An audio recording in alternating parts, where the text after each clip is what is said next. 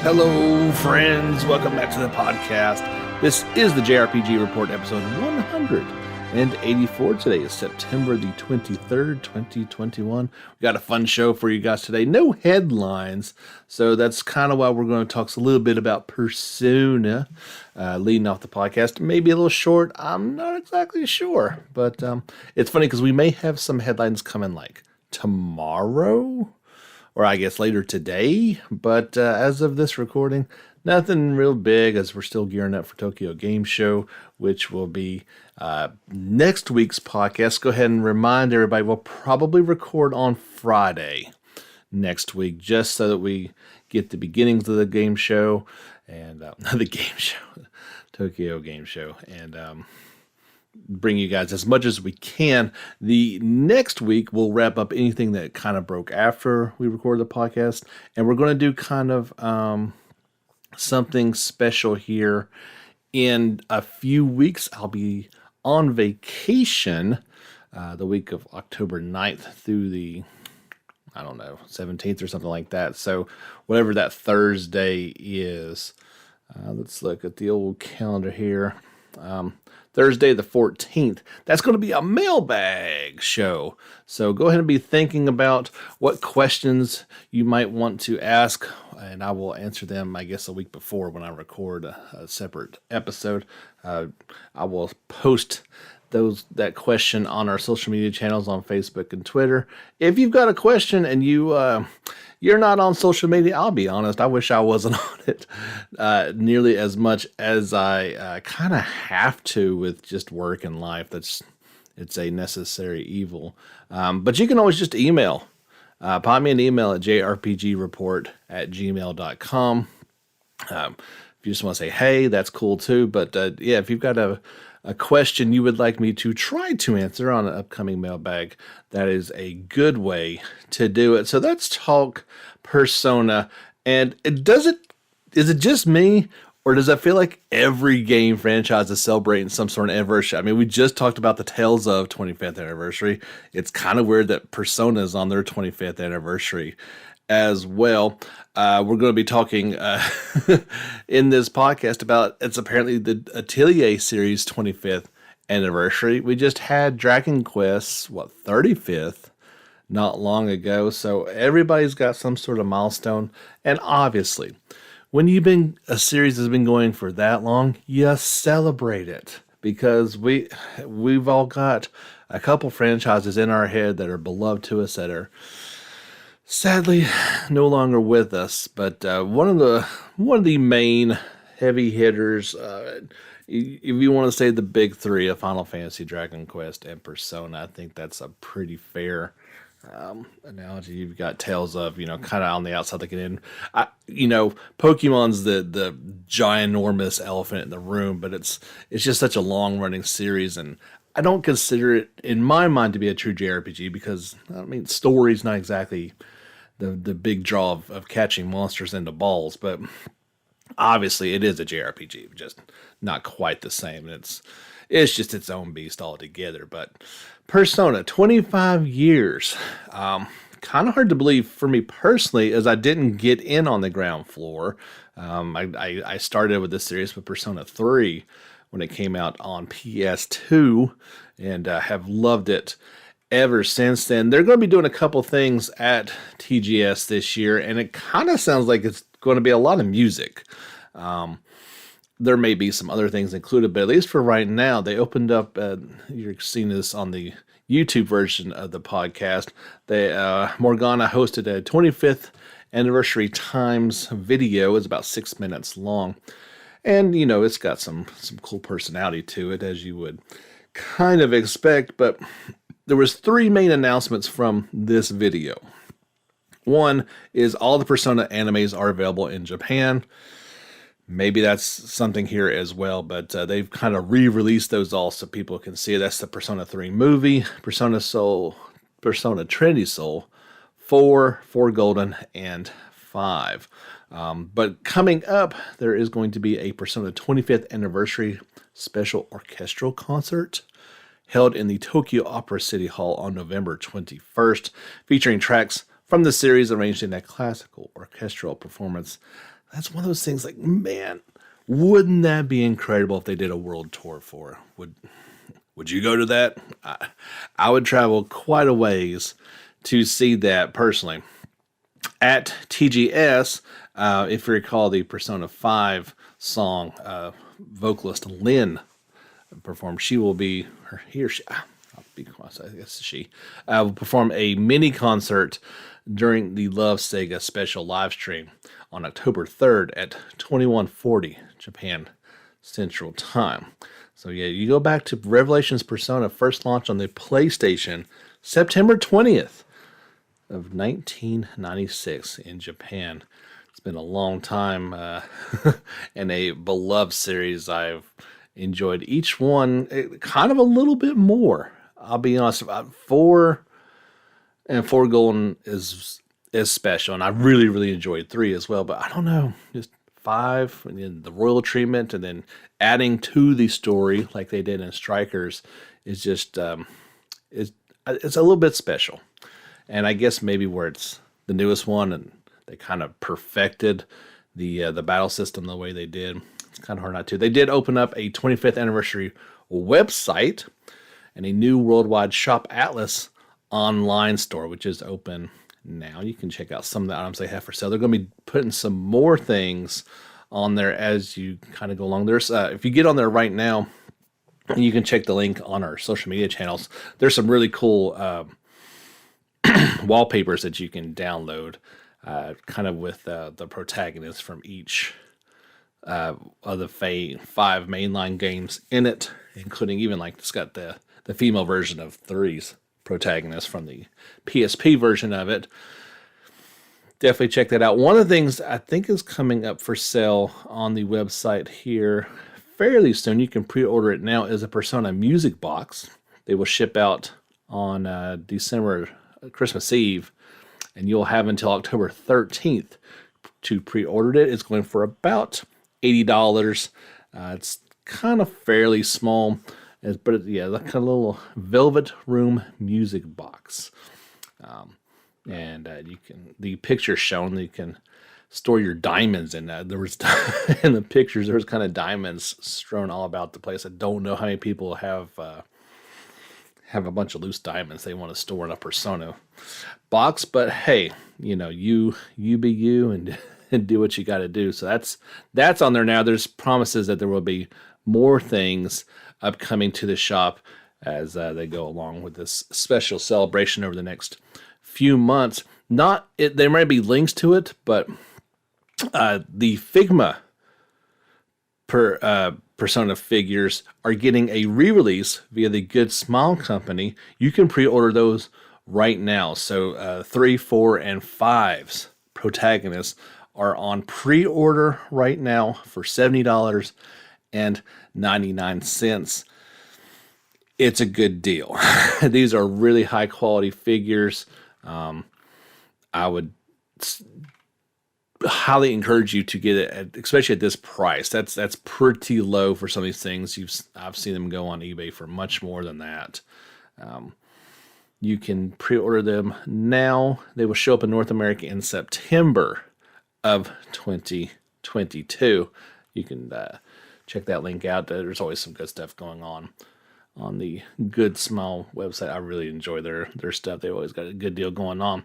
Lastly, there was a poll that was taking place in Japan, and they wanted to know what Japanese players thought was the most popular Persona 5 character.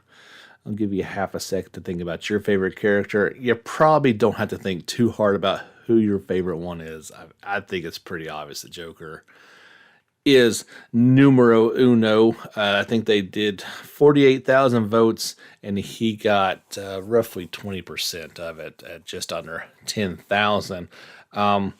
The most popular ones were Joker, Makoto, and Crow. So that's, or Goro, I guess would be a more appropriate use their real names for it. Least least popular. At the very bottom, Ryuji. At first, when I read this, I thought it said Ryuji was the least popular, like, Persona character ever, which I didn't think was fair, and I was kind of like, what? No, that's not right. That can't be it. I actually really liked Ryuji, but maybe he was the least. So let's do these in order. So it's Joker, Makato, Goro. I'm reading the numbers as I'm kind of going down here. Futaba, Yusuke, then Morgana, Haru, then On, and Ryuji at the bottom of the list. I thought they were all excellent characters, but I guess if you got to put them in order, that's not too inaccurate to be. Although I guess probably my least favorite was probably Yusuke. I don't know. He just kind of like he was funny at times, but he's kind of off-putting other times. My royal playthrough, I really liked Haru. I thought she was a really cool character that really shined. But there you go. So Persona 25 years, kind of hard to believe, but they've been going strong. And maybe, I don't think we're going to get news of Persona 6 anytime soon. It's been plenty long enough. It's been 5 years since the first Persona 5 came out. So it's probably about time. We talked about before, I think they're kind of working on Project Refantasy, try to get it. Obviously, they want to get Shin Megami Tensei 5 completely out the door this November. And then I think we're going to start moving towards that next Persona experience. Today's podcast is sponsored by you. As we do not have ads here on the JRPG Report, we are completely listener supported. You can do so through Patreon. You just search on JRPG Report. We also take donations directly through the Anchor app, which is the platform that I distribute the podcast through. That link is down below. Or you can just go through PayPal and say jamesfisherproductions@gmail.com and send me some scratch that way. I will gladly take it no matter how you're given. And I do appreciate each and every one of you awesome supporters that make this weekly JRPG news podcast very possible. Just to kind of wrap up what's going on at Tokyo Game Show, Sega Atlas announced their complete lineup, which I kind of feel like we've went over this before, but we'll just highlight what I think is going. Lost Judgment is going to be there, which is kind of pseudo JRPG, not really. Phantasy Star Online 2 New Genesis is going to be shown, and that's about it. Atlas will have Shin Megami Tensei 5 there, but that's the only Atlas title that they are listing. That doesn't mean that's all it's going to be there, but that's kind of all that that they're willing to kind of say. There is Nippon Ichi is going to be in this. I guess they didn't want that have anything to really do for their own. So like, hey, can we have 20 minutes is what they've been allotted for a announcement of a new strategy RPG from Nippon Ichi Software. So there you go. We'll see what that exactly is. That's taking place on October the 2nd at 7 o'clock at night. So we'll see what they've got up their sleeve if it is something they want to talk about. Sega has released, we talked about they were teasing a new RPG that is going to be for smartphones. It's going to be fully revealed. There's a teaser, trailer, and countdown website for it right now. They're going to reveal it completely on October 1st at 22:50 Japan Central Time. Yeah, another, your guys' favorite, another mobile JRPG. Koei Tecmo announced their full lineup as well. We've been over this a couple times before. The main thing we're looking forward to is on October 2nd at 2100, Blue Reflection Second Light will take the stage, and then afterwards will be the unannounced title. We've speculated due to the rating of Atelier Sophie 2. We will have to see if that is indeed it, or if it's still a mystery. There's a bunch of other stuff going on. They are going to show the Monster Rancher 1 and 2 DX is going to be there from series producer. But I think, yeah, that's all kind of the JRPG stuff that's going on. Fatal Frame will be there as well, which I played. Did you ever play those Fatal Frame games? Those were scary. Oh my gosh, so scary. I couldn't quite handle it. So leading to the idea that this is going to be Sophie 2 announced at that, as I mentioned briefly, the Atelier is celebrating their 25th anniversary. The first game launch, well, they're going to be celebrating it in May of 2022.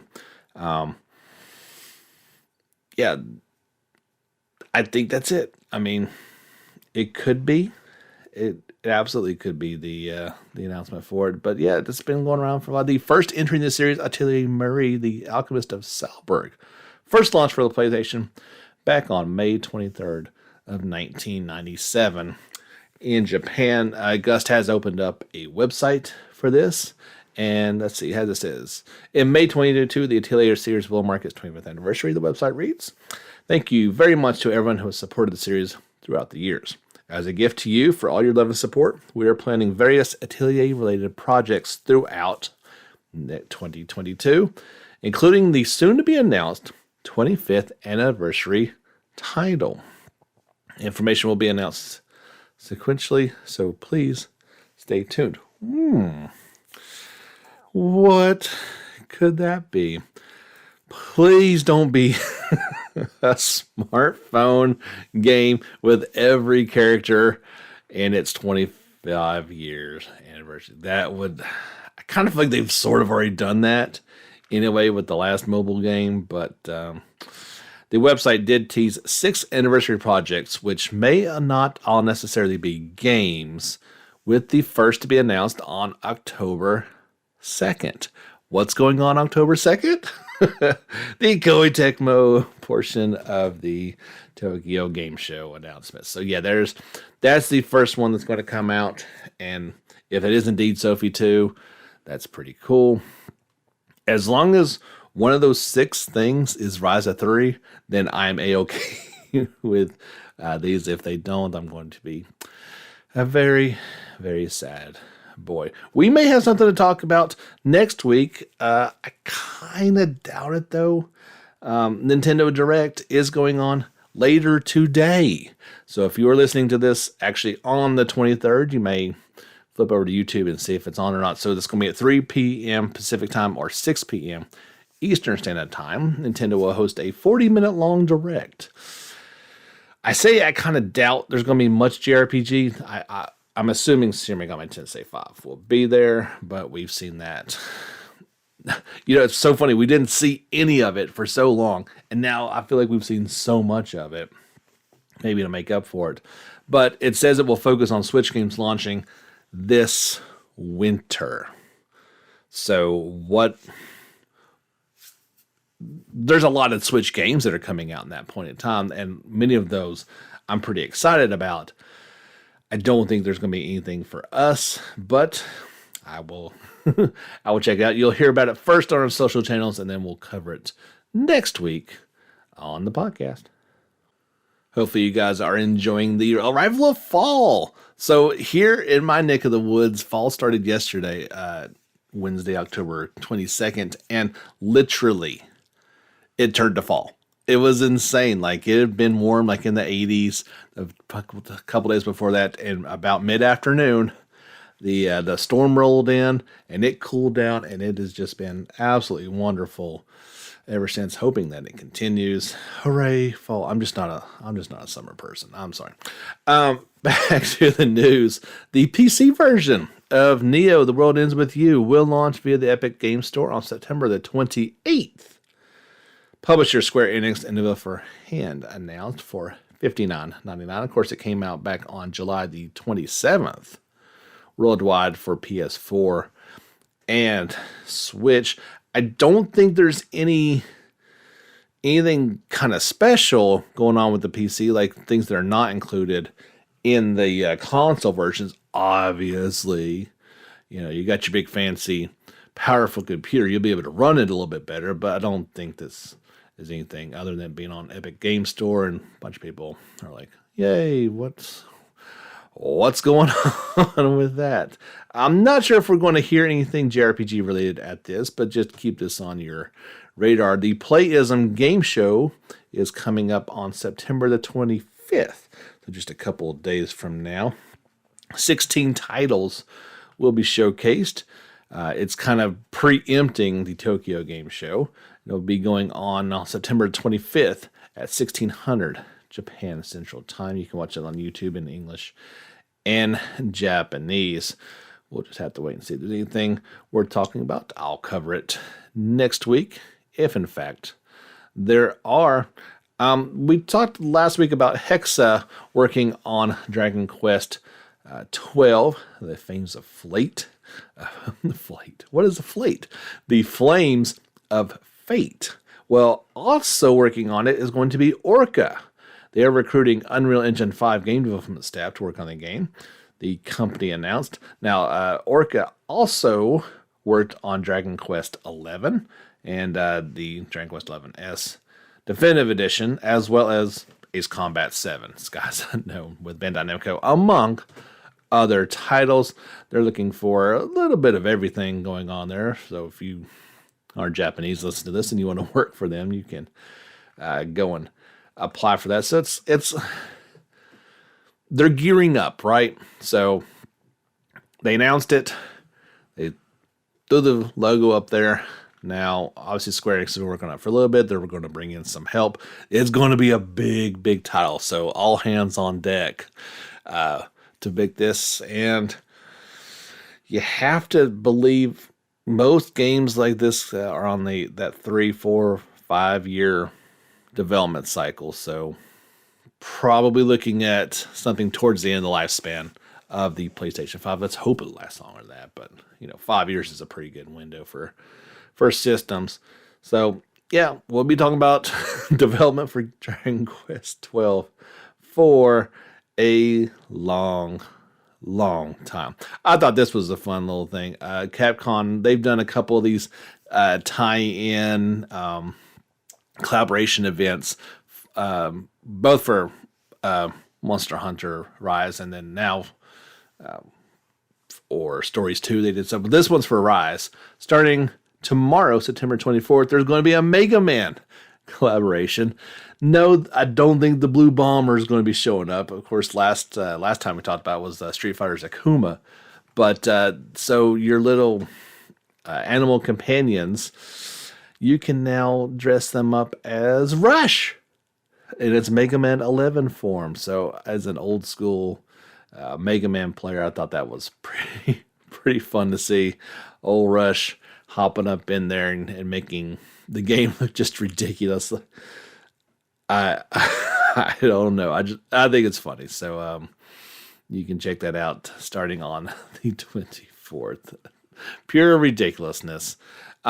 Whetting our appetite even more so for Legend of Heroes Chrono Goseki, leading up to its release in 1 week in Japan, September 30th. They released the opening movie for it, featuring the theme song, Nabamoki Akumo no Hate, by the Falcom JDK band. I didn't know they had a house band, but apparently they do. It's freaking awesome. It just makes me sad that this game is nowhere on our radar because I'm so excited for it. So excited, and I've got to wait so long. You're more than welcome to head over to our YouTube channel to check out this theme song and opening movie for it. You'll probably have no idea what's going on. One scene in particular I thought was really cool, and I used it for the thumbnail for it, is it's got one of the new main characters kind of turn towards the camera and then turning and walking away. In front of her, also walking away down some sort of tunnel, was both Zen and Fee. So, yeah, all the feelings, man. I don't know. So we're going to have to wait for a while for that one. But when that day comes, a good day, it shall be. This is a story. I don't think it's going to affect anything, but it's kind of like, huh? So if you are a longtime Tales of fan, you are also a fan of the animated cutscenes in the games, which have been made as far as I can recall, forever by UFO Table. They're in a bit of hot water for doing some old tax evasion. In that, in that kind of, and I know mistakes happen, but this doesn't sound like a mistake. It does sound pretty intentional. And while not a great sum of money in big business world, they are accused of evading about 1.2 million worth of taxes. They said they were trying to prepare for future decline in business. Government don't really care what's your reasons for. They want their money, and they're probably going to end up getting. But just kind of one of those weird stories that pop up from now and again as I'm enjoying. I feel like I was pretty harsh on Tales of Arise last week, and I think some of the criticism is more than warranted. I'm enjoying it a whole lot. I got Renwell and was able to step back and play with her. That really changed the battle dynamics of it. The story is amazing. The world's amazing. It's really drawing me in through that side, even if the action part isn't as much as I typically do in Tales. I'm enjoying everything else quite a bit more. And, well, I kind of feel like the regular battles are a little kind of ho-hum. The boss battles or mid-boss, whatever you want. Anything with if you get a health bar at the top of the screen for the boss, it's on. And those fights are awesome. Like, they're really challenging, bordering on too hard. I go ahead and I'll admit it. I bumped it down to story mode just to enjoy mode. I didn't really see a huge drop in difficulty. It's still, you're still going to spam all your items and go through all your healing, even on that mode, but it just made it a little bit more enjoyable, slightly more. But yeah, every boss battle has just kind of ticked up and up. And just, I really look forward to those. And I kind of, not as much on the regular ones, but yeah, I'm enjoying the game quite a bit. I feel like I'm probably one of the few that's not as high on as everybody else, but everybody I'm talking to is just loving it, and that is an absolutely great thing. I forgot to mention this with our Persona stuff. There's another figure coming out from Mega House. There's 2 additions to the Persona 5 Royal lineup that they're doing. It's been confirmed that both Joker and Crow are coming. No release date has been out just yet. There's just a single image for both of them, but they look pretty awesome as they're going to get your money all the live long day. Like I said, that one got lost in all the tabs is something I did want to talk about a bit earlier. Square Enix released a new trailer for Final Fantasy XIV Endwalker expansion, introducing the job actions for Dragoon, Warrior, Red Mage, Scholar, Dark Knight Dancer, Machinist Barge, Astrologian, White Mage, Black Mage, Sage, Monk, Summoner, and the new Reaper classes. When the new expansion goes live, there will be job adjustments, building upon changes implemented in Shadowbringers. Endwalker will bring new gameplay experiences for Disciples of War and Magic jobs. Updates include significant changes to Summoner job mechanics, the addition of single target buffs for all healer jobs, timing-based effects added to some defensive tank cooldowns, and much more. Do your reward adjustments, trials on both normal and extreme difficulties, which provide weapons as a reward, will now drop a weapon coffer alongside one of the available weapon rewards, allowing players to easily obtain weapons of their choosing.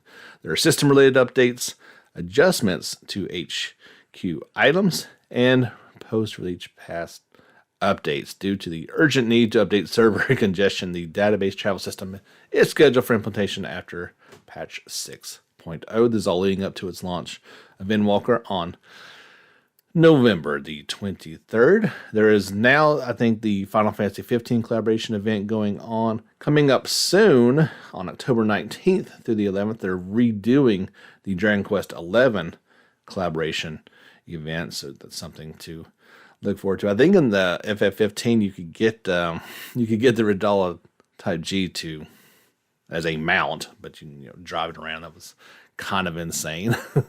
Why not, right?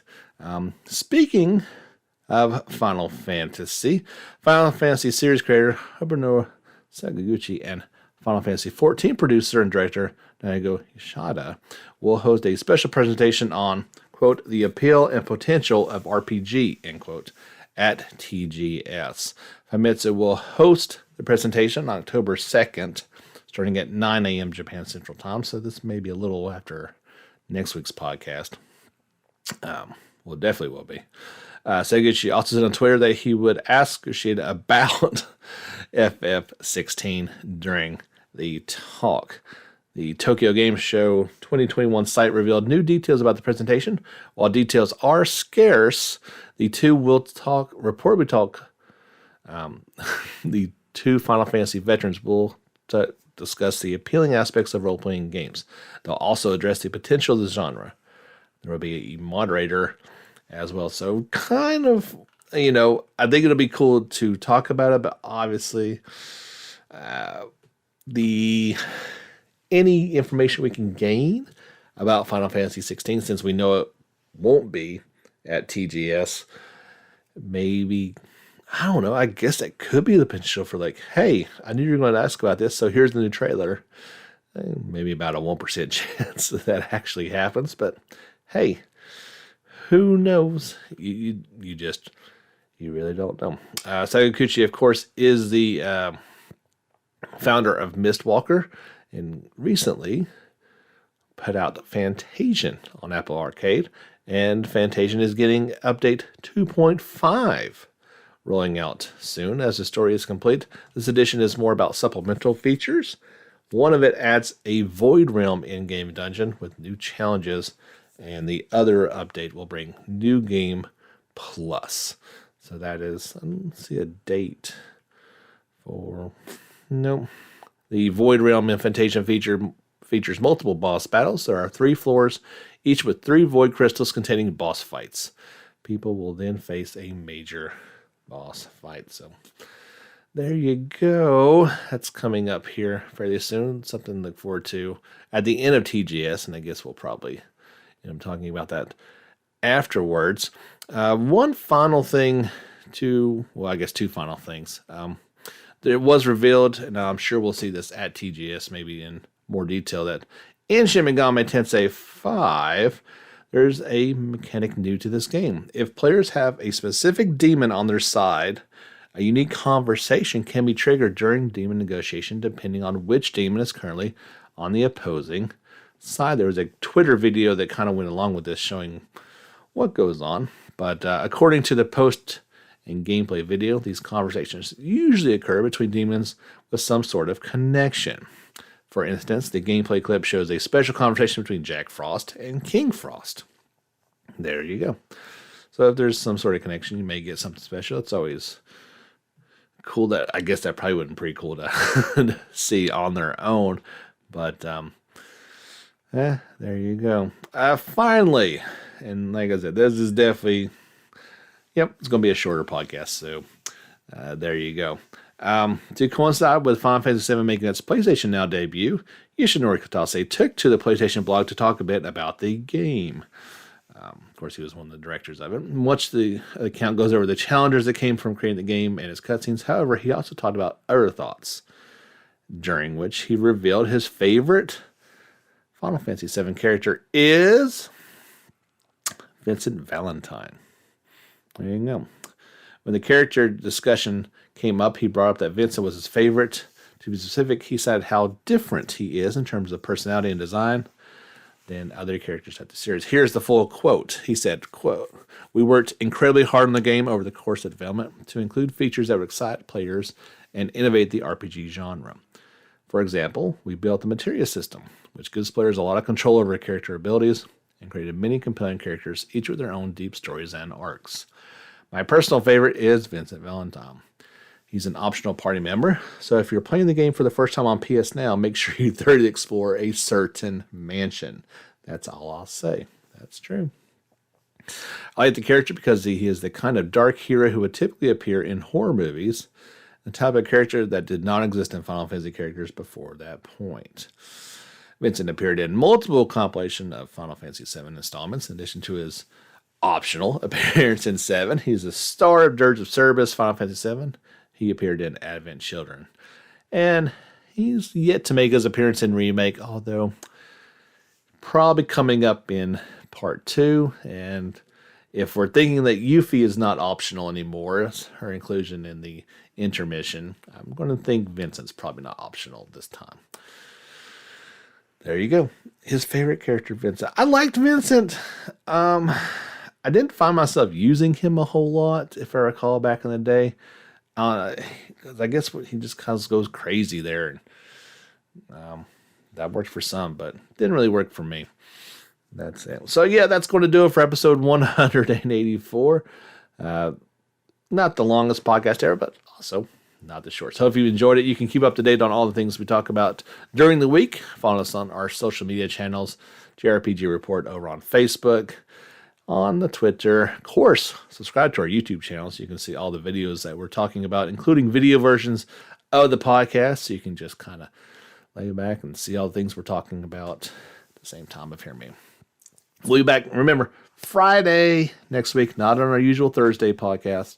So Friday we'll try to get anything that's come out, obviously between now and then, but the beginnings, Tokyo Game Show, yay. Hopefully, I want to be surprised this year. We know a lot about it, but I'm really hoping for something, a big, even if it's just a logo for, Remake Part 2 or something, just give me something. Give me something to look forward to. I think we need that right now.